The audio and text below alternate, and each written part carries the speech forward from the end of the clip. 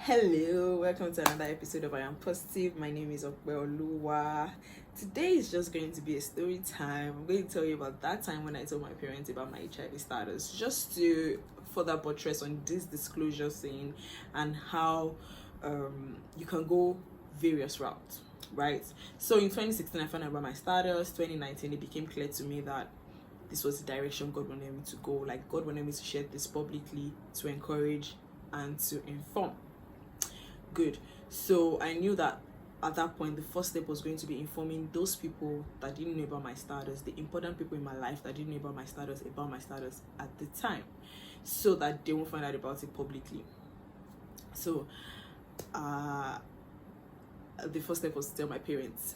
At this time, my cousin, of course, who tested me, already knew. My baby brother Junior already knows. Junior, I'm sorry, I cannot stop calling you Junior. Like, that guy is married and I still call him Junior, but I love you, baby, I love you. So Junior already knew, and I remember Junior was already hounding me like, okay, you really need to tell our folks about this. Like, tell them they can take it. I'm like, yeah, I know, but I'm really scared for mommy. You know, mommy would cry, and once she cry, I will cry. Like, it's automatic. Anytime my mother cries, I cry. I don't know about you people. Like, I don't even know how that reflex happens. It just happens. Like, I can't see my mom cry. I can't bear to see her cry. So I said, what would I do? I started praying to God about it. God, you're sending me on this assignment, so you need to prepare my parents for it. Grant them the grace and the strength to accept and support, right?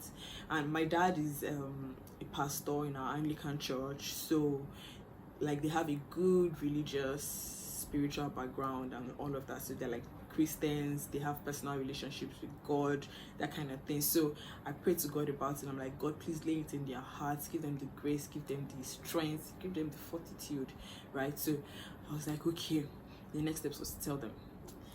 I thought, should I take my pastor? Should I take my cousin? Should I take my counselor? Should I take my little brother? Maybe, you know, when they're all there to make it easy. But last minute, I don't know how, last minute, there was something in my mind that just said, no, this is the conversation you want to have with them alone. So I called them a day before. It was September 30th, 2020. I called them. I said, Dad, I'm coming home tomorrow to celebrate independence with you guys. So please be home. Plus, I have an information for you people. So I got home. And as soon as I got home, I sat here. My dad sat opposite, and my mom was adjacent. So I said there was something I need to tell you guys, and then I just blotted it out like, oh, in 2016, I went to the laboratory to do a test, and Shegun found out that I was HIV positive. How I got infected, I don't know. It's something that I've tried to, process. I've tried to research. I've done everything to investigate, see how I even got this, but like there was no way, and I just thought that I should let you guys know. My mom couldn't cry. Let me tell you why. You would know it that far, because me, I knew that I cannot even cry. I don't want to cry in my mom's presence because I feel like crying would make it, how do I put it, make it worse, So I knew that I couldn't cry. So what I did, which some of you might tell as unfair, is my mom had an eye surgery like a month before then, so she was healing, and one of the conditions to her healing was she could not shed any kind of tear, right? So I thought, apart from the fact that God has given me the go-ahead to do this, it's such a perfect timing. Like, she's not allowed to cry, so she cannot cry or else she won't get better. So when I said it, my dad was like, don't cry. You know you're not allowed to cry. We need you to heal properly. And I'm like, Mommy, you're not allowed to cry. And then my dad was just surprised. For him, it was about how I've been able to carry on from 2016 to that moment when I was telling them, how did I do it? He was really proud of me, for carrying on with so much tenacity. I'm inspirational. My dad was like a G, I was like, thank you, Daddy. And you guys, my mother, my very beautiful, strong, superlicious, excellent mother, African mother, the first thing my mom said was, okay, I just have one question. So, you cannot get married like this. Can you have kids?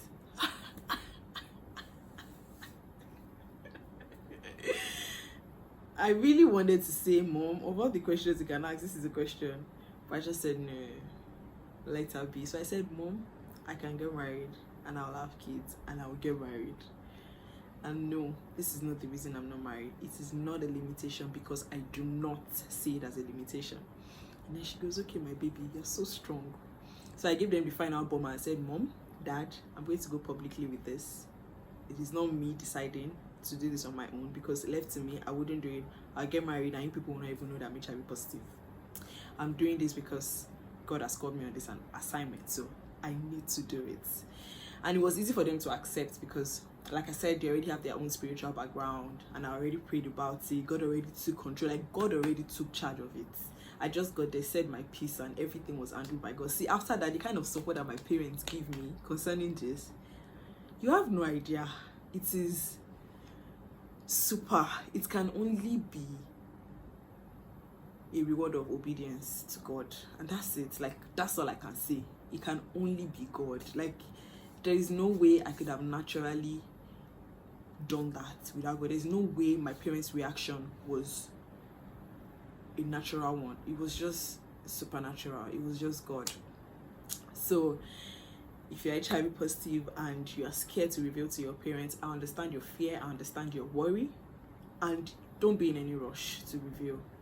Take your time, but just make sure that as you're taking your time, you're using your drugs, you're healing, you're happy. Like, I know it may seem impossible, but you will get there. Like, you will get to that space that I am now.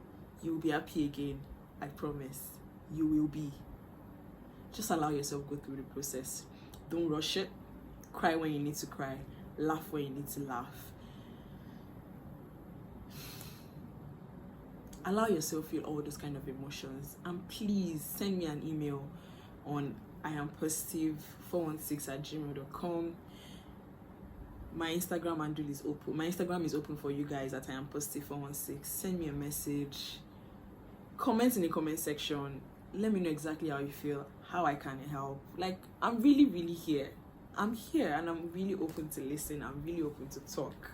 I just want to help you. Please, let's help each other. Anyway, I've come to the end of my story time today. Please, did I gist to people? Well, let me know. Did you enjoy my gist? Can I do better? You know, not gossip. I said gist. Anyway, I've come to the end of today's video. I want to say thank you to my friend Lola Oni, Laoni Clothiers on Instagram. She made this beautiful blouse, Ankara blouse, for me. Thank you so much, baby. I love you. What else? I think that's it, really. Have a great week, guys, and thank you for sharing, for liking, and for subscribing. I'm saying thank you because I know that you've already subscribed. Abby? Bye.